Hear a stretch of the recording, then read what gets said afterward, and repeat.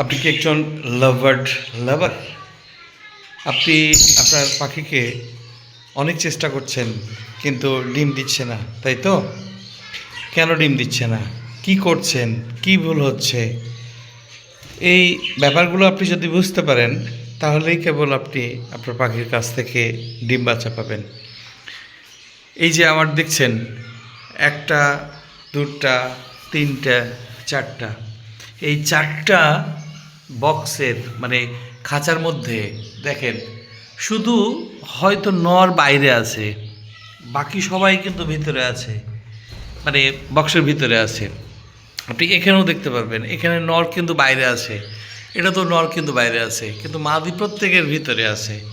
হ্যাঁ, এর কারণ হচ্ছে যে তারা ডিম দিচ্ছে বা ডিম দিবে, বা অলরেডি ডিম দেওয়া হয়ে গেছে, বাচ্চা উঠবে।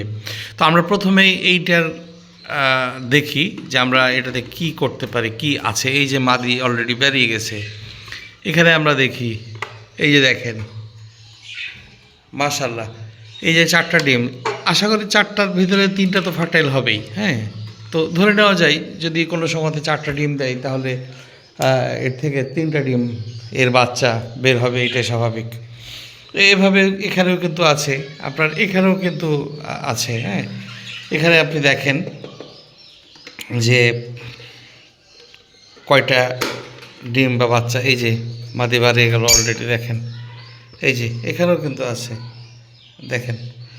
হ্যাঁ, এখন বিষয় হচ্ছে যে কি করলে, কি অবস্থায় আপনার লাবার্ড পাখি ডিম দিবে, বা আপনি দীর্ঘদিন পালছেন, আপনার লাবার্ড পাখি ডিম দিচ্ছে না, এর অন্যতম প্রধান কিছু কারণ আজকে আলোচনা করব। এরপরে আপনাদের যারা মানে লাবার্ড পালন করছেন, যাদের ডিম দিচ্ছে না, আশা করি তাদের ডিম দেবে। হ্যাঁ, এর প্রথমতই আপনাকে যে লাভবার্ডের জোড়া নিতে হবে, সেটা ভালো কোনো ব্রিডারের কাছ থেকে, মানে ভালো কোনো খামারের কাছ থেকে আপনার লাভবার্ডের জোড়া নিতে হবে। এটা হলো প্রথম। দ্বিতীয় হলো যে এই জোড়াটা আমি কেমনে নিব, বা কোন বয়সে নিব। অবশ্যই আপনাকে 7 থেকে 9 মাসের মধ্যেকার যে বাচ্চা, যেটাকে অ্যাডাল্ট বলি আমরা, এই অ্যাডাল্টটা কিন্তু আপনাকে নিতেই হবে। এর বাইরে যদি আপনি হিসাব করেন, তাহলে হয়তো সমস্যাটা বেশি হবে। যদি ধরেন যে বাচ্চা থেকে নিলেন, তাহলে বাচ্চা থেকে ওকে পালতে কিন্তু অনেক সময়ের ব্যাপার। ওরা ভালো ডিম বাচ্চা করবে, বাচ্চা থেকে যখন ভালো পালবেন, তখন সে ডিম বাচ্চা অবশ্যই ভালো করবে, কিন্তু আপনার অনেক সময় যাবে, খাদ্য কষ্টটা বেশি যাবে।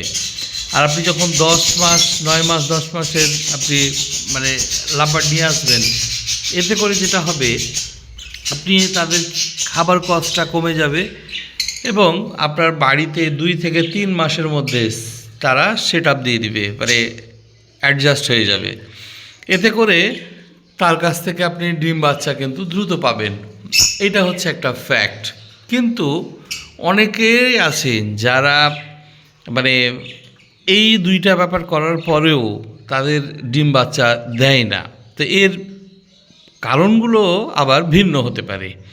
প্রথমত, যে আপনি আপনার খাঁচাটা কোন জায়গাতে রাখছেন, কোন পরিবেশে রাখছেন, এটা অনেকটা ম্যাটার করে। এখন আপনি যদি নিরিবিলি জায়গাতে আপনি না রাখেন, আপনি যদি কোলাহলপূর্ণ জায়গাতে রাখেন, যে জায়গাতে ইঁদুর, বিড়াল, বিভিন্ন মানুষের যাতায়াত আছে, পশু পাখির যাতায়াত আছে, তো এই জায়গাগুলোতে তো ধরেন যে মানে সে ডিম বাচ্চা করবে না, মানে সে তো ভয় করবে। মানে ডিম বাচ্চা তাদের পরবর্তী প্রজন্ম বাকে নিয়ে আসবে, বুঝছেন? তাহলে পরবর্তী প্রজন্মকে যেহেতু নিয়ে আসবে, তাহলে সেইটাকে সে মানে রক্ষা করবে বা রক্ষা হবে, এই ধরনের ভাবনা তাদের মধ্যেও কিন্তু বিরাজ করছে, তাই না? তো এই বিষয়গুলো কিন্তু তারা মনিটরিং করে।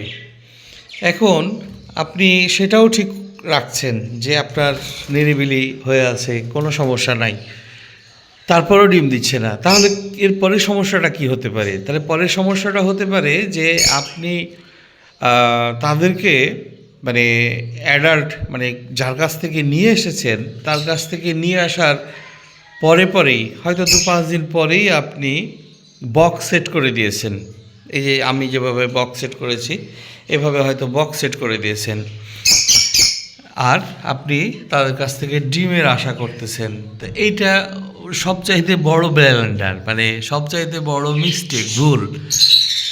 আপনি যদি এটা করে থাকেন তাহলে অবিলম্বে আপনি সেই বক্সগুলোকে খুলে ফেলেন এবং তাকে খোলামেলাভাবে অন্ততপক্ষে 2টা মাস তাকে খোলামেলা, বা 2 থেকে 3টা মাস তাদেরকে বন্ডিং হতে দেন। তাদের বিহেভ দেখলেই কিন্তু বুঝতে পারবেন যে হ্যাঁ, এখন তাদেরকে মানে বক্স দিতে হবে। তো এইটা যদি কেউ করে থাকেন তাহলে তার ডিম বাচ্চা পাওয়া মুশকিল, ডিমই দিবে না ধরেন। তো এই বক্স সাথে সাথে নিয়ে এসে দিয়ে দেওয়া, এটা হচ্ছে বড় মিস্টেক।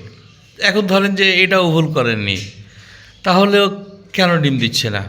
মানে এখন পর্যন্ত যতটি কথা বললাম এই সমস্ত কিছুই ঠিক আছে, তারপরেও ডিম দিচ্ছে না, তাহলে খাবার দাবারের এবং আপনার পাখিতে প্রবলেম হতে পারে। মানে মূলত নর 2টাই হতে পারে, কিংবা মাদি 2টাই হতে পারে। মাদি 2টা হলেও কিন্তু ডিম দিবেই, কিন্তু 2টা নর হয়ে গেলে ডিম দিবে না। আবার 2টা নর কিন্তু তারা একে অপরের সাথে আবার জোড়া থাকে। আবার অনেক সময়তে মানে যদি একই পাখির সিবলিং হয়ে যায়, ধরেন যে একজনের মানে একটা জোড়া নিয়ে আসলেন, তার বাচ্চা আবার তার বাচ্চা, মানে 3rd জেনারেশনে যদি চলে যায়, তাহলে ওই পাখি কিন্তু ডিম বাচ্চা করবে না, মানে টোটালি করবে না, ডিমও পারবে না, মানে ফরসো। তাহলে আপনাকে কি করতে হবে? তাদের জোড়ার পরিবর্তন করতে হবে। মূলত লাভবার্ড পালনের প্রথম শর্তই হচ্ছে যে বিভিন্ন জায়গা থেকে আপনাকে লাভবার্ড কালেকশন করতে হবে। এক জায়গা থেকে না, বিভিন্ন জায়গা থেকে আপনাকে লাভবার্ড কালেকশন করতে হবে। কোনো জায়গা থেকে নর নিলেন, কোনো জায়গা থেকে মাদি নিলেন, একাধিক জায়গা থেকে নর মাদি ব্যবহার করলেন। আপনি হয়তো 5 জোড়া নেবেন, এই 5 জোড়াকে 10 জায়গা থেকে আপনি নেন, তাহলে হবে কি আপনি ভালো একটা রেজাল্ট পাবেন। আপনি ভালো রেজাল্ট পাবেন। এই ভালো রেজাল্টের জন্য কিন্তু আপনাকে কাজটা করতেই হবে।